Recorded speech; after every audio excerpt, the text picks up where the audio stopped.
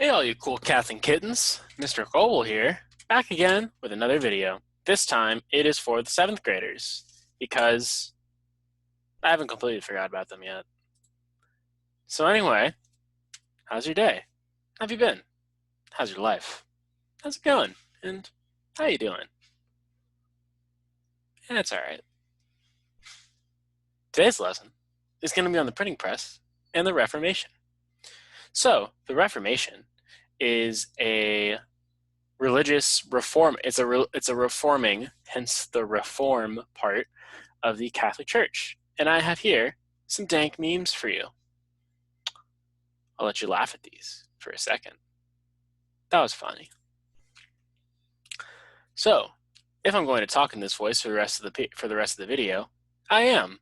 Have fun with it.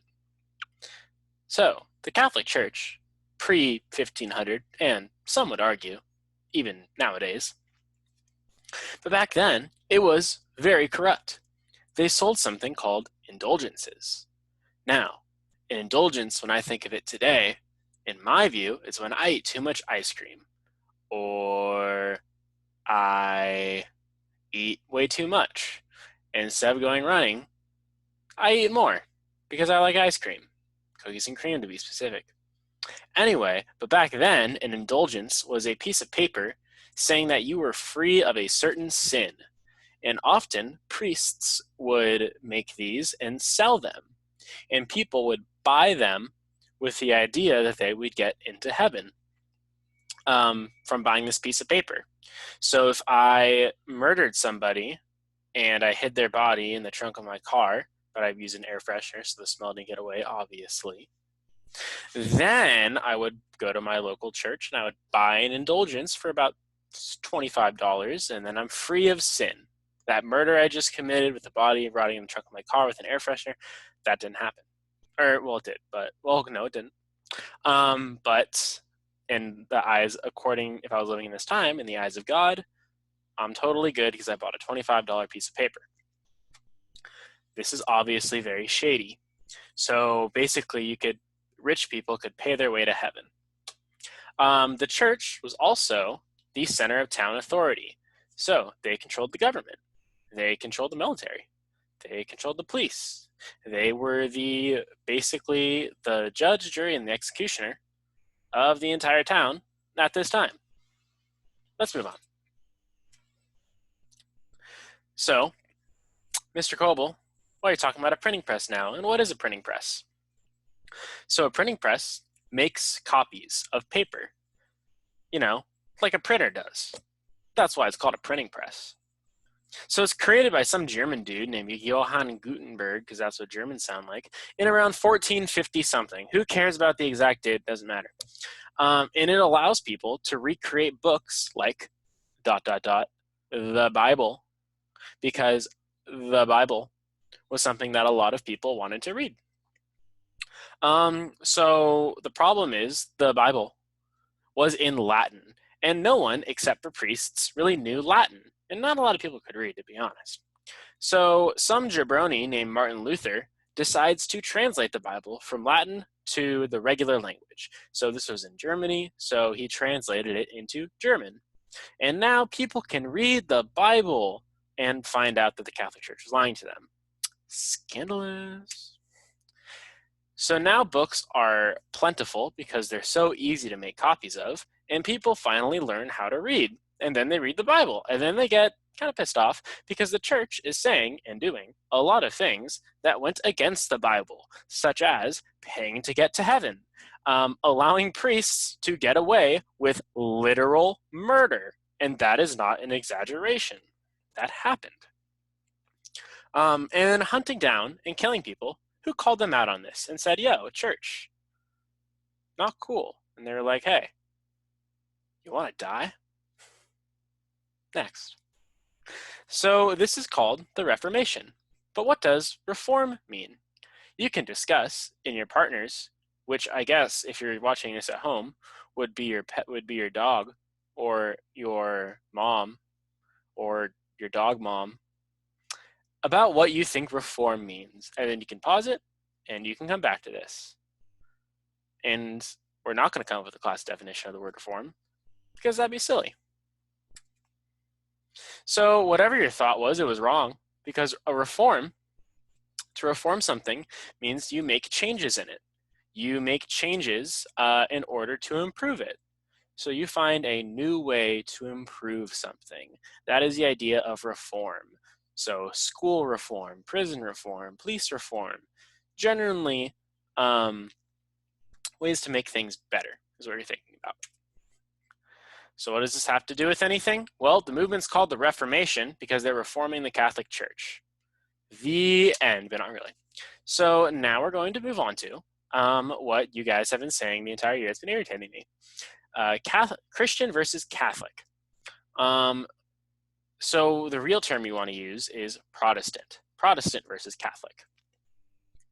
So the main difference between these two is that Catholics are more traditional and put more faith in popes, cardinals, and traditional rules. Their church ceremonies are a lot longer. They're a lot more boring. They're a lot more traditional. They don't change much from what they did 200 years ago. It's very traditional. There's a lot of faith and trust in the Catholic Church. And then while Protestants, it's a lot more modern. It's more contemporary. It's not as steeped in tradition. But I'm Jewish. Honestly, they are almost the exact same to me. Very similar. Yeah, I think it's silly that you guys fight over this, because meanwhile, everyone's yelling at me for poisoning the wells, and then Santa never visits me. Not even gives me a cold, just doesn't visit me. Unbelievable. We have Hanukkah Harry, but he's a jabroni that no one likes. I'm just bitter that I didn't get Christmas growing up. But why is there a difference in the first place? Well, history. I choose you. Why is there a difference? And it's this guy.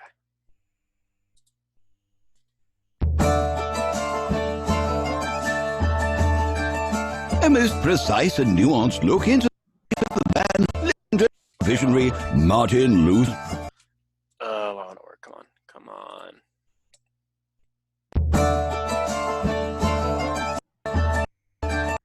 A nuanced look at the man, legend and visionary Martin Luther. Sir. That's One day, when Luther is 21 years old, he experiences something which will affect him for the rest of his life. Suddenly, a violent one.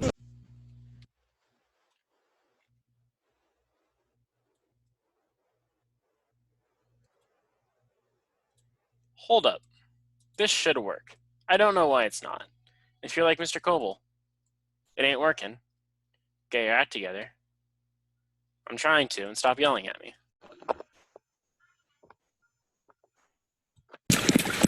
One day, when he was 20 years old, he experienced will affect him for the rest of his life.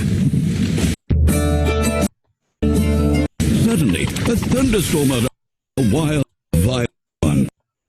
Luther, terrified of being struck by lightning and because all his life.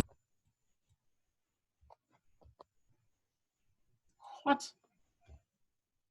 Well, I never. To his Oh my Lord.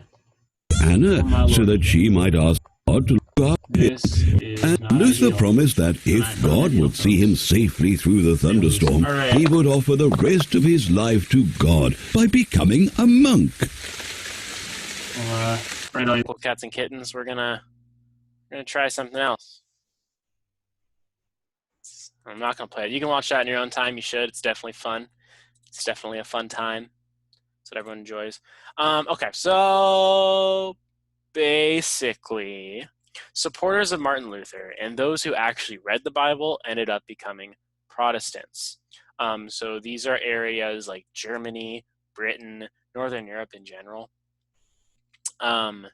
And all the places that they take over in Asia and the New World also become Protestant. So America is the biggest example of a majority Protestant country that Britain took over.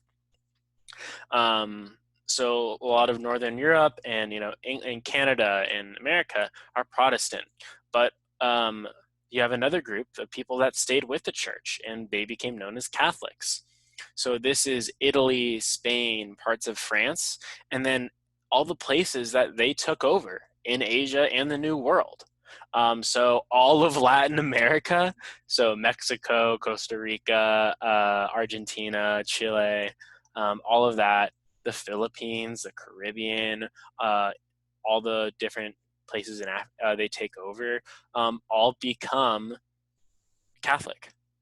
So there's kind of this, even though it's basically the same religion, there's this kind of split between Catholic and Christian throughout the world. And that's it. Now your history assignment is a history lab, which is all fun and dandy. Honestly, the directions are all here. It's really straightforward. Just read the directions. You click this. Some of them have video links. So 1 and 4 have video links in them. So you watch the video, you answer the questions. This is the big overall question that you're going to have to do a paragraph at the bottom for. What was the printing press's greatest impact? So after you do all the questions, you'll answer that in a paragraph. I have sentence starters for you here. Use 2 pieces of evidence. If you don't use 2 pieces of evidence, I can't hit you because you're not here. Yell at yourself, and then you can pretend it's me. And there you go. And that's your abuse.